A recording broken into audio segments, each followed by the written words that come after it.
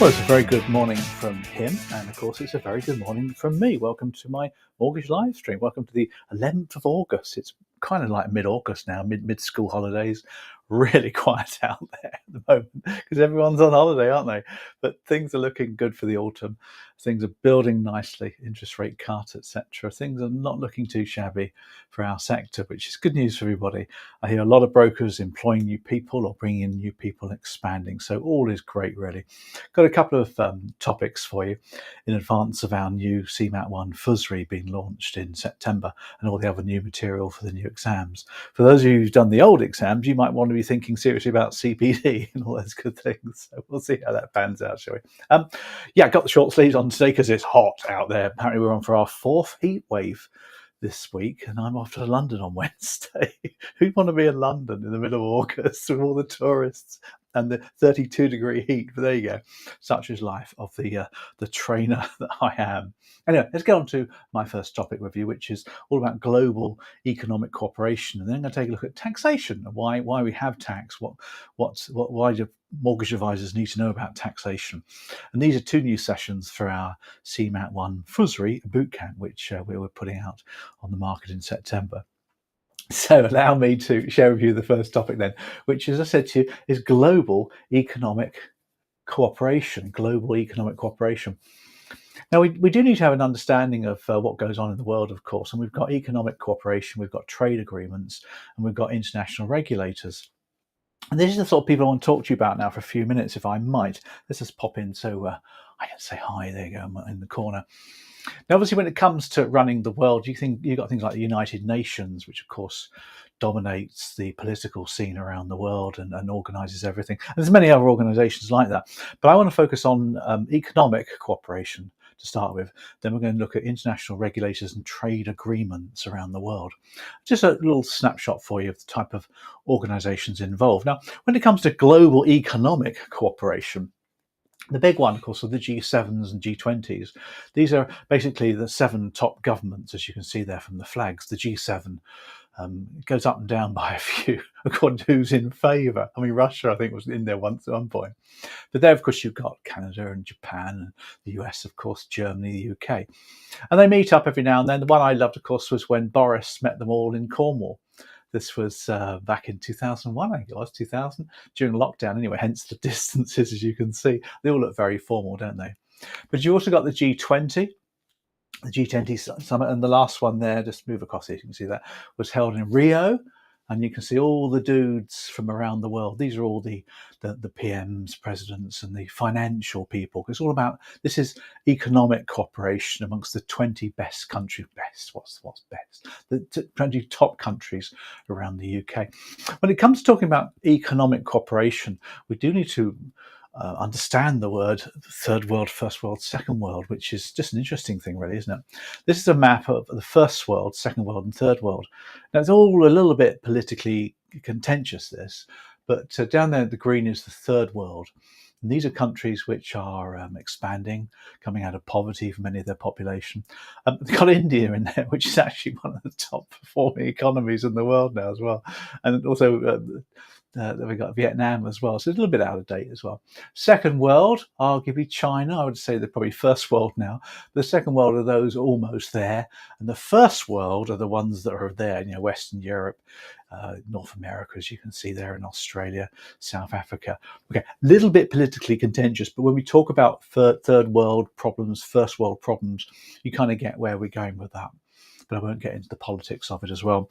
My favourite are the BRICS. I think that's great. As you can see by the flag, Brazil, Russia, that's, of course, India there, and there we've got China, and there we've got the S there. Can you see the S at the bottom there? I think that's South Africa, isn't it? These are the 5 up-and-coming countries that are going to be like dominating in the future, and they will. You've got India and China in there, who are enormous countries with population as well as economies as well. So that's your economic cooperation, if you like. When it comes to trade agreements, these are agreements made around the world to encompass and encourage trade, which of course is a great thing. Trade agreements is the key thing here, isn't it? So let's take a look at some people you probably recognise. This is one that I remember being a child, especially at OPEC, which is the organisation of the petroleum countries. mainly in the Middle East, but of course it's got a few in South America as well. These are countries that dig out oil, pretty much, all the traditional countries that drilled for oil. Obviously, the US now is one of the biggest producers of oil because of shale, but they're not in OPEC. OPEC became very political, particularly during the 80s as well. So these are trade agreements. They basically sit down every now and then, these guys, and they decide how much oil they're going to put onto the market, which determines the price. So they're very strong as well. Obviously, you've got the European Union, who we know and love, and that includes, well, we're not in it anymore, are we? But these are countries in Europe that trade together. That was the original intention of the European Union. Now it's very political, but that's another issue, isn't it? African Union, same thing. It's all about trade, which is really important. Here's a lovely little map for you. The Trans-Pacific Partnership is another trade agreement. Let's get out of the way so you can see all of this. Now, we're just joining this one, I believe, the UK, the Trans-Pacific Partnership. So you can see it's all to do with the Pacific Ocean. Now, you've got all the Japan and Australia, Vietnam. On the other side, of course, you've got the west of the South American countries there, and of course, you've got the US and Canada. Trans-Pacific Partnership is another trade agreement to encourage trade. Naturally, we have the World Trade Organization, which does it all. And as you can see here, here's another organization, the World Health Organization. Not exactly a trade agreement, but they do talk about health around the world and make sure, obviously during COVID we had those guys, didn't we? But there's the World Trade Organization. They look after the trade around the world, unless there's a trade agreement that tends to overcome it. When we left the EU, we didn't really have any agreements with anybody. We had the World Trade Organization rules, but we wanted to have individual agreements with different countries. World Health Organization is, I've just put that in there because I can and I like to, because it deals with health, of course, not trade, but it is a worldwide organization. So that's trade agreements, if you like. And the last one to take a quick look at are international regulators. Now, we, of course, have got our regulators. We've got the Bank of England, we've got the FCA, etc. But around the world, we've got a few more here.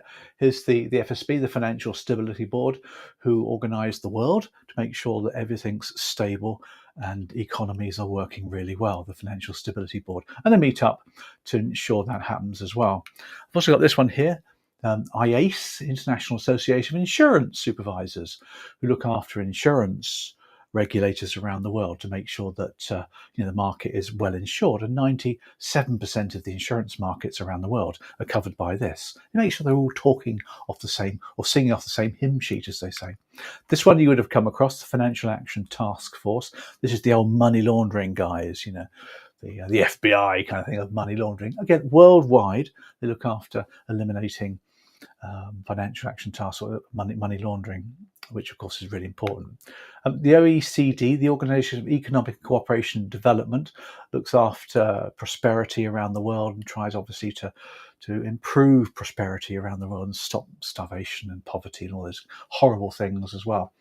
Famous one for you, the International Monetary Fund, not exactly a regulator, but they look after, they've got about 190 members around the world, so pretty much most of the first and second world countries, even a lot of the third world countries as well. And they look for financial stability worldwide as well. And they're the ones you might hear about who advise you what to do. You might read in the press, the IMF has said the UK is in turmoil. The IMF seem to want to fight above their weight, really, something when it comes to it as well. But they do bail out countries that are in trouble economically as well. Here's another one for you. There's the IMFC, which is a final one to take a look at with you, which looks at financial cooperation. And I just love this photograph because you've got all these dudes around the world. Just pop up here. There's Andrew Bailey there. Can you see him? And over here is Christine Lagarde. I think you can see her. There she is in the corner. She's the IMF lady. And there's all the dudes around the world who run economies and Bank of England and that sort of thing. I just think what a great job to have, sit there and get well paid for listening and all those good things. So that's just a quick snapshot of the cooperation around the world, really, and some pictures to brighten it all up for you, make it more interesting. Hope that's been useful. Bye. Well done. Again, we're just sprucing up our new CMAP, really, FSRE, because it covers lots more topics in kind of a light detail, as opposed to drilling down into one or two topics like investments and stuff like that. So that's just a nice little update for you. What I want to do now is move over to the subject of taxation. And I want to look at the topic of taxation. Why is tax essential? What's important about taxation before we start drilling into the actual detail of each one? So I'm going to head over to the whiteboard. Over to this one, this pop across. This one I've entitled, How Does Taxation Shape Advice? And I'm talking about mortgage advice and financial advice as well. Remember, we talk about financial advisors mostly in CMAT 1. Obviously, it encompasses mortgage and protection advisors as well. My first question really then, pretty straightforward question, I'll put it up there for you. Why is tax essential? Well, tax is essential for a number of reasons really. Well, first of all, that the government need money to spend. They need the dosh to spend on welfare and defence and those sort of things. The taxation, of course, is needed for that as well. It also supports government policy as well. So they can use tax to maybe slow the economy, for example. They want to use taxation to control the economy, which is the key word there to use as well. That's what governments tend to do as well. They balance a budget. So they've got a budget, of course. They need to balance the budget between spending and income, and taxation can help to balance the budget. I mean, at the moment we've got another 50 billion black hole. These black holes keep appearing, don't they? We've got 50 billion one this time, which has got to be plugged in the autumn with the autumn statement. And what Rachel Reeves will probably do is find some way of taxing us even more until we squeal. And that's what happens. That's how taxation's used, isn't it? And it influences people. So, for example, taxation, you might have duty on cigarettes or duty on alcohol, duty on fuel. This influences people's use of those products. So tax can be used in a number of ways, as you can appreciate. So that's the first question to take a look at for you as well. My second question for you about taxation is why do we need to know about it? Why do advisors, I'll talk about mortgage advisors as well as financial advisors, need to have a good understand taxation? It was, why do we sweat out so much in our exams is the question to ask. Well, there's a number of reasons why. You're a financial advisor, so you should understand about tax, of course, as well. First of all, tax can subsidise products. There you go. It can subsidise products to make them more alluring. For example, pensions can become very beneficial because of the tax advantages. You need to know about what the tax advantages are. Your clients, of course, have to pay taxes. Your clients are liable for tax, so our advice should gear itself around the fact that clients are liable and they will have to pay it. And maybe our advice can reduce their tax bill or it might increase their tax bill. So we need to be aware of the advice implications as well. When it comes to recommending assets or investments, these are all going to be taxed, aren't they? Therefore, we need to know which one is more taxed than the other. You mustn't let the tax tail wag the dog, as they say, but taxation comes into the products as well, big time as well. We help with clients' future planning. Clients have got to pay tax, of course, in the future. That will affect their planning operations. That comes into the reasons why we need to know about tax as well. We've got knowledge is power. The more we understand about tax, the more trustworthy we become, and more powerful we become, and more influential we become with our clients as well, because we understand how taxes work. Of course, everyone has their taxation targets and their income, etc. Clients, might want to have the income increasing in retirement, so you need to know what the taxation is. It's mostly about the products and the assets that we recommend, and that's why we need to understand taxation, which makes sense, doesn't it? Okay. I'll give you a couple more questions up here on my whiteboard. Get you onto this sort of idea. What's liable for taxation and what's not liable? So let's take a look at income tax now and take a look at income that's liable. So let's put this one down here. What income is liable? Particularly to income tax, of course. We're talking about income tax here. That's my third question for you on this whiteboard. Well, again, there's lots of different types of income. Most income is liable for taxation, isn't it? So first of all, you've got somebody's salary, you've got somebody's profits from self-employment. That's all taxable, of course. The majority of people either work for themselves or work for an employer, don't they? If you work for an employer, you might have benefits in kind that are taxable. So you might have a company car, some health insurance that might be taxable as well. Although you don't get paid money for that, it's still taxable. Anything you have in the bank, interest, for example, is taxable. Dividends from shares are also taxable. Mustn't forget those as well. Rents, if you rent a property, that's taxable. A pension income is taxable. Some welfare benefits that you receive, oddly enough, are taxable. So that you don't really, no income slips through the nest, if you like, that's not taxable, unless, of course, you don't declare it, and then that's illegal, isn't it? So that's plenty of income that's taxable. On the other side, then, what income is not taxable is the question. So what's not liable? Here you go. So this is where financial advisors come in, really, because they need to know what is not liable, so we can maximise the client's returns by giving things tax-free. Quite a few products are not liable to tax as well. Let's have to take a look at some of them. National savings and investments are not liable. The certificates are not liable. The premium bonds are not liable. You need to know about those.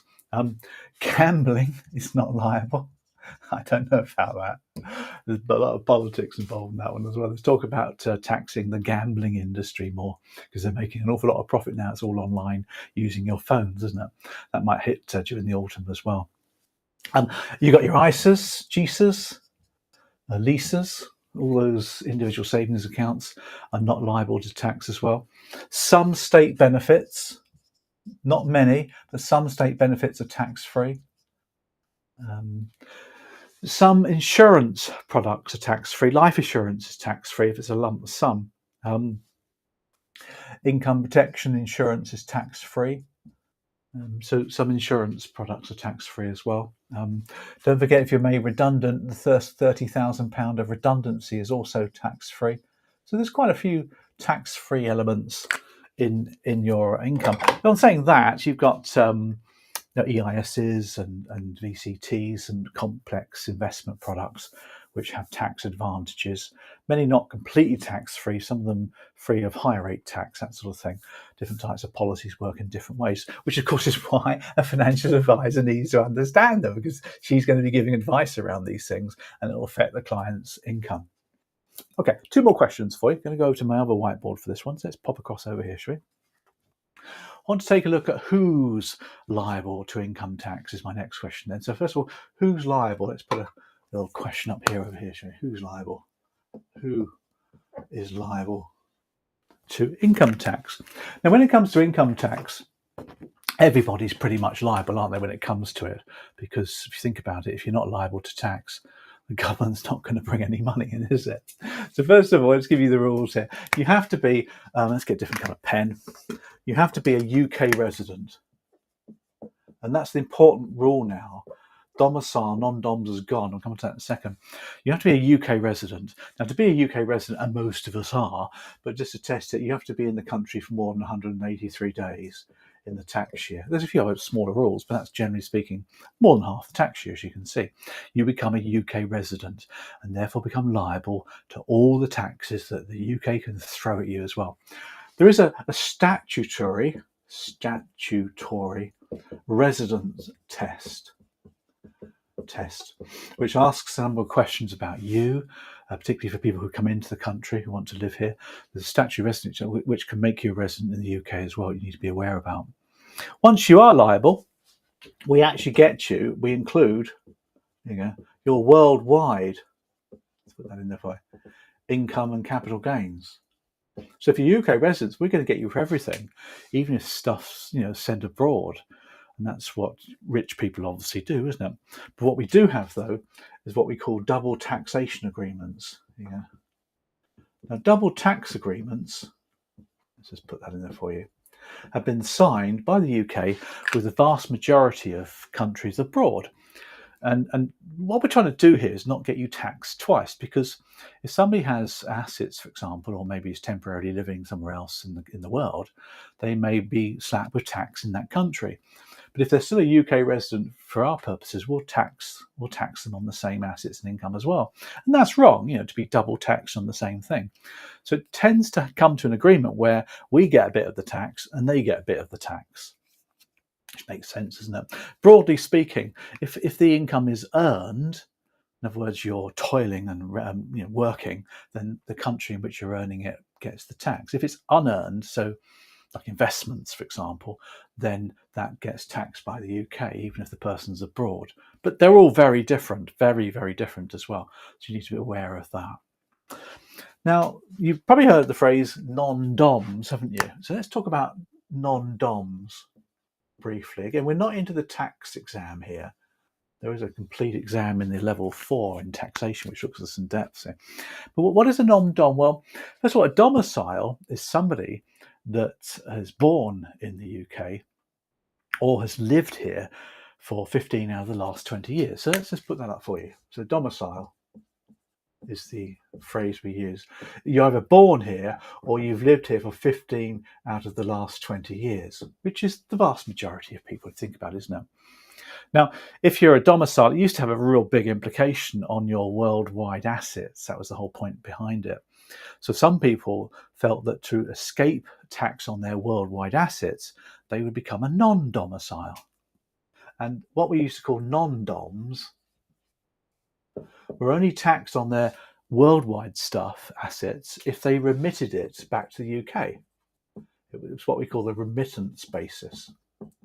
So they were only taxed if they remitted the money into the UK, and then of course we gobbled them on tax. So these people made themselves non-domicile because they weren't born here and they didn't live here 15, 20 years.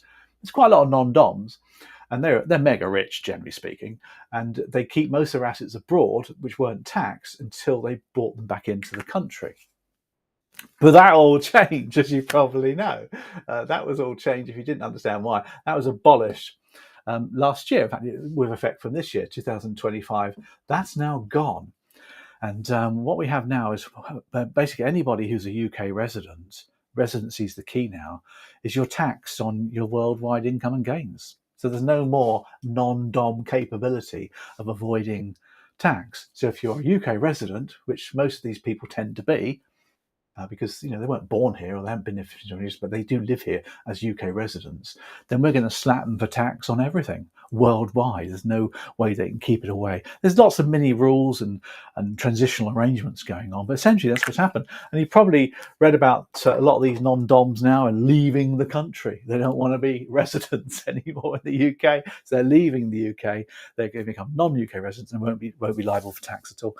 And there's lots of hoo-ha about that because these people tend to have money. They're entrepreneurs, generate income and employment. So that's just all very political. So that's your non-DOM situation. So that endeth the subject of how does taxation shape advice. Hope you've enjoyed that. Bye. Great work. Yeah, just a couple of chapters there for you from the new CMAP, just to keep you up to date. Particularly, again, if you've passed the old CMAP, then your CPD you might want to keep up to date as we go along. Let's talk about some ideas about being an advisor now, and being a manager, a supervisor, a coach, a great advisor, because technical knowledge is great, but of course it's not the only thing. Now, this one's entitled Small Adjustments Early Are the Answer. Now, don't wait for the complaint. Check it out early, is my phrase here. Now, I read about the Germans' first rocket launch at the weekend, the first rocket launch since 1945, and of course they're V2s, which caught my attention because not only was it a significant event from this pacifist country, but it exploded seconds later all over a Norwegian countryside. Now, reading the article closely, it appeared that the German scientists knew it would explode. You see, they were testing it at a very early stage and looking for feedback. They also said they'd rather have feedback now than when the rocket had astronauts inside. By then, it would have been disastrous. This got me thinking about business, sales, advising, coaching. Early feedback, you see, helps enormously. Otherwise, it can all go wrong later. I mean, big time wrong as well. Now, I've got a few examples for you in applications that might resonate with you. First of all, setting expectations early for all your advisors and salespeople rather than a big argument later on. Talking to customers about a budget early rather than having a difficult money conversation later. Preempting objections or cutting them off at the pass rather than an angry, disgruntled client later. Prospecting within 24 hours of first call rather than waiting and suffering ghosting. Testing the training that your team have just had rather than waiting for mistakes in their jobs to appear. Compliance checking early before a complaint arises. Monday morning meeting for 20 minutes rather than miscommunication later on. Lots of ideas for you. I'm sure you can think of some more. Thankfully, they'd chosen a desolate place to launch the test rocket. This proves, of course, that feedback must be risk averse. Role play, for example, during sales training with advisors and salespeople comes to mind.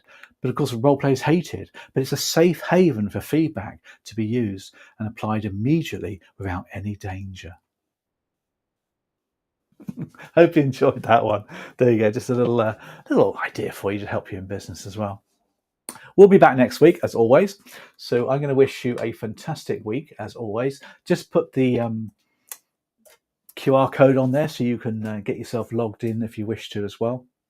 Find out a bit more about us, what we do, and get on our mailing list. We've got lots of things going on, lots of new products coming out in the autumn, lots of free stuff as well. So get on that mailing list if you're not already there. Other than that, my friends, I hope you have a fantastic week. Don't get too hot in this heat wave. It's the 4th of the year. And I'll see you next week.